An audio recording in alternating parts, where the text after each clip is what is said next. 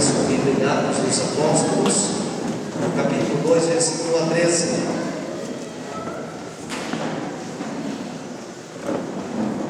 Atos dos Apóstolos, capítulo 2, versículo 1 a 13. Desde já quero te convidar para sábado às 22 horas, para a vigília de oração. Sábado próximo, às 22 horas, vigília de oração. Se chover, vamos subir no monte que é pertinho daqui. Se chover, aliás, nós estamos aqui. Se não chover, nós vamos subir no monte. Amém? Então agora fala para a pessoa do teu lado. Sábado tem vigília de oração, 10 horas da manhã.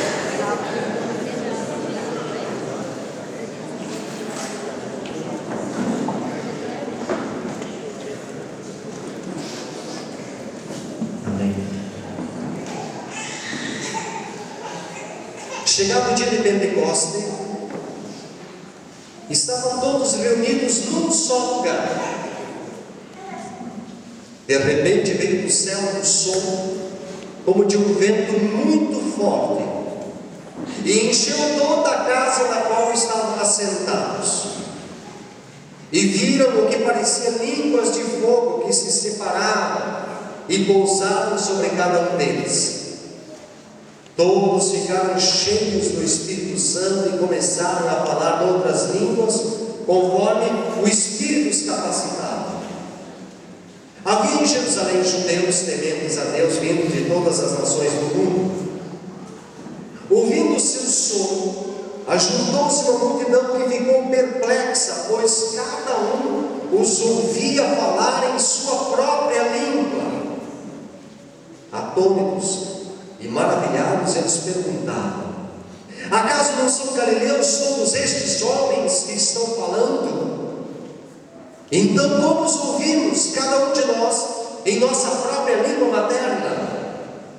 Partos, medos e elamitas, habitantes da Mesopotâmia, Judéia e Capadócia, do ponto e da província da Ásia, Frígia e Panfília, Egito e das partes da Líbia próximos a Cirene, visitantes vindos de Roma, tanto judeus como convertidos ao judaísmo, cretenses e árabes, todos nós ouvimos declarar as maravilhas de Deus em nossa própria língua.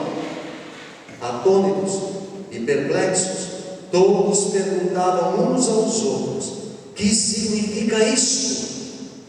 Alguns todavia zombavam deles e diziam: eles beberam vinho demais.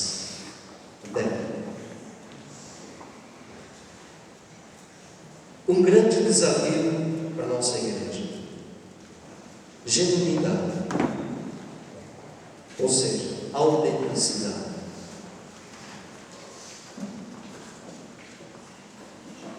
Hoje nós temos muitos fabricantes de avivamentos por aí.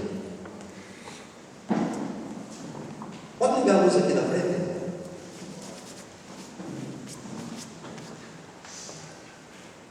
Há muitos fabricantes de avivamentos. Mas como identificarmos que é o Espírito Santo que age e não uma produção artificial de homens?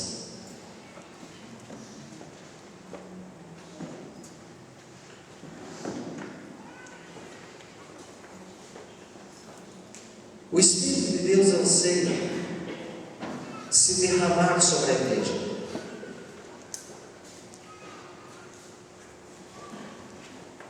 Toda vez que a Bíblia fala do Espírito Santo, associa ao vento e sopra. O vento nós não podemos enxergar, não o vemos. Entretanto, nós podemos sentir a sua presença. Quando o vento chega, imediatamente nós o identificamos e sabemos que é vento, não é? E vento não pode ser produzido por nós. Se o for, será artificial, falso. E eu queria com toda sinceridade dizer, irmãos, que há muitos ventos e ventanias como produto humano. E são ventos que vão e passam. Mas Deus anseia profundamente impactar nossa vida com um vento genuíno que vem do alto. Jesus disse: o vento sopra. E tu não sabes de onde vem nem para onde vai, assim é o Espírito. E o Espírito quer soprar sobre a tua vida, quer soprar sobre a minha vida, quer soprar sobre o nosso ministério, quer soprar sobre nossas lideranças, soprar sobre nossos relacionamentos familiares, sobre tudo que nos concerne. E quando Ele sopra, a nossa história muda. Amém? Hoje nós vamos ver 8 passos em que podemos distinguir, ou podemos identificar que é o Espírito de Deus que está agindo. Amém? Então vamos lá. Em primeiro lugar, o Espírito Santo sempre age no momento do Senhor nosso Deus. Diz o versículo: chegando o dia de Pentecostes. Em nenhum lugar na Bíblia, meu irmão, Jesus prometeu aos seus discípulos que o Espírito Santo viria na festa de Pentecostes dos judeus. Jesus não disse a data, nem a hora, nem o momento em que o Espírito viria. Essa era uma decisão que Deus havia de tomar. No dia em que o Senhor escolher, no momento em que o Senhor determinar, nesse exato momento, o Espírito agiria.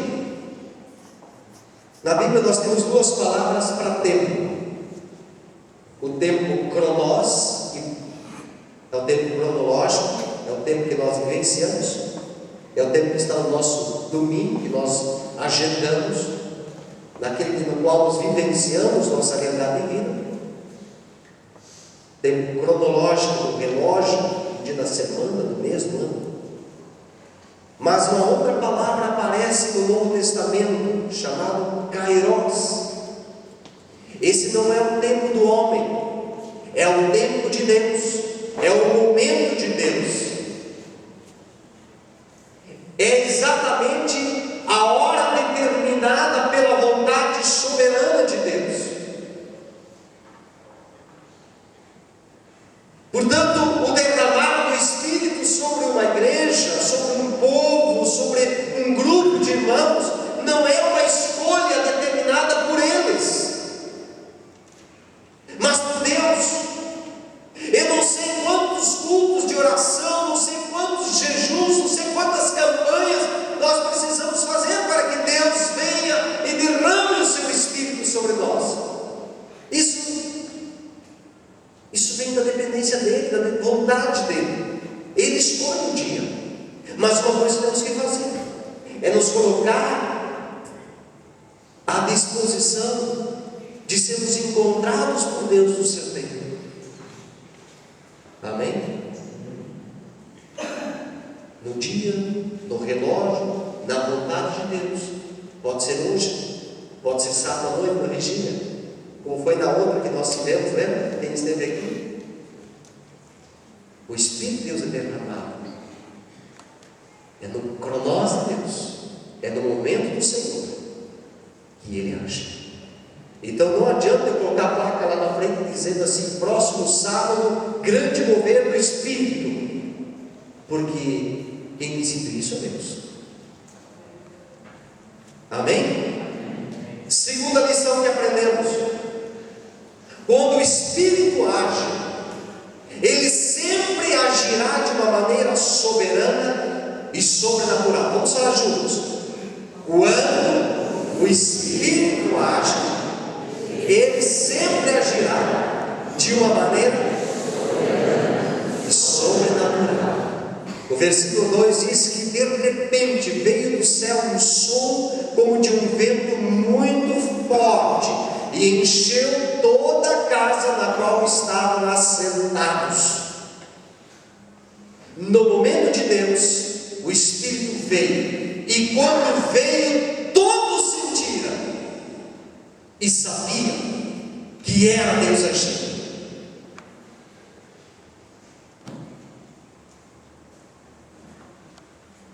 onde vem o vento? A palavra diz, do céu. A palavra deixa bem claro aqui, meu amado irmão, que nós podemos produzir alguns escândalos, algumas euforias, podemos criar algum clima espiritual, podemos criar um momento do nosso espírito, da nossa alma de êxtase, mas nem todos serão impactados de maneira sobrenatural e soberana. Nós vamos entender isso depois. Não adianta a gente produzir o avivamento. Quando o Espírito vem, a gente não precisa fazer estardalhaço, não precisamos forçar ninguém a falar em línguas, não precisamos dizer para as pessoas agir daquela maneira ou da outra, ou ensiná-las a como fazer o mover do Espírito, porque isso é uma lição que não pode ser feita por homens. Quando o Espírito vem, Ele toma o controle, Ele assume o controle, Ele opera, Ele age, e sempre de maneira soberana, porque a glória é dele, porque vem dele para a igreja. Não é como isso daí, não. O vento vem do céu, é dos céus que vem o mover sobrenatural de Deus, e quando vem nos impacta, quando vem sabemos que é algo extraordinário e algo milagroso. Essa é a segunda lição da Bíblia.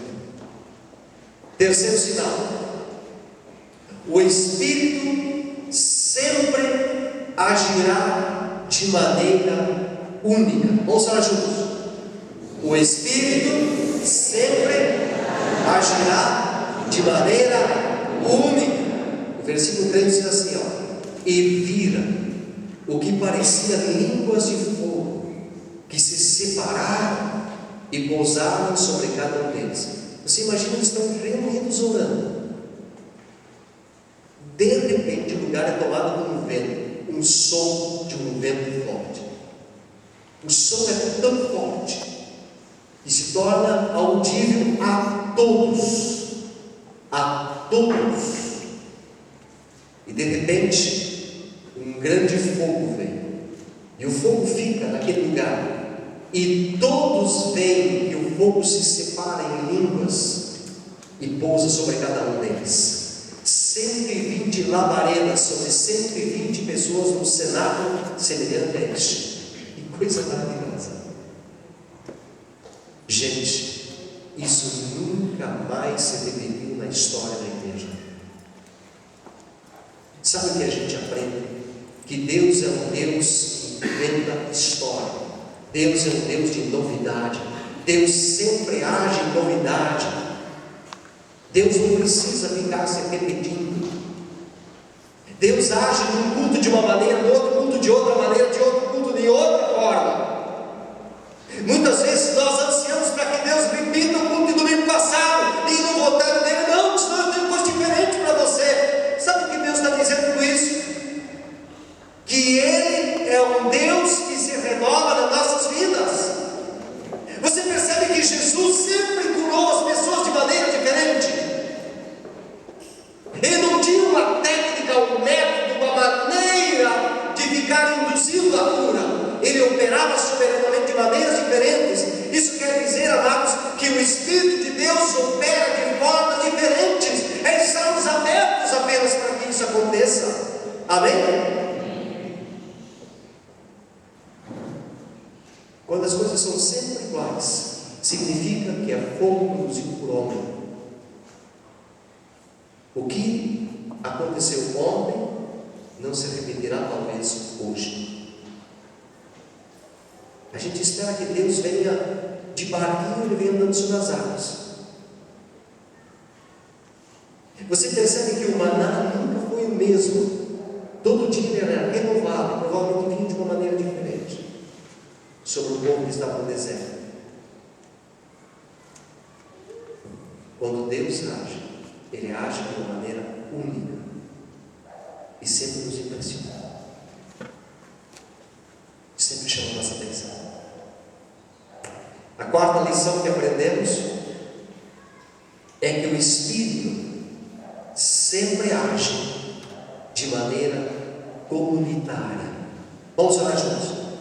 O Espírito sempre age de maneira comunitária. Diz o versículo 4: todos ficaram cheios do Espírito Santo e começaram a falar noutras línguas, conforme o Espírito os capacitava. Sabe o que aprendemos aqui, amados? É que o derramamento do Espírito não se deu com Pedro, Tiago e João separados, não se deu com os discípulos sozinhos, mas se deu com todos aqueles que estavam reunidos em obediência à ordem de Jesus Cristo no cenário. Todos estavam reunidos, e aqueles que estavam reunidos é que foram impactados, todos foram cheios, todos ficaram ali alavancados pela presença de Deus. Todos. Quando há um derramar do Espírito, o grande e o pequeno sentem o poder e a sua presença na vida. Se você não está nessa reunião de oração, se você não está nesse culto, perdeu, porque Deus não se repete. E vou dizer de novo, amados, como é importante estarmos juntos nos cultos, como é importante estarmos juntos congregados, porque tem bênçãos que Deus derrama soberanamente só quando estamos reunidos, só quando estamos juntos, só quando estamos com o barulho de Deus ali, como igreja com isso. É preciso estar no corpo para participar do poder de Deus. É preciso estar ligado, precisa estar interagindo, precisa estar unido, precisa estar ali, presente, senão não ganha. E é impressionante que o Espírito Santo, quando derramado, não derrama só sobre dois, sobre três.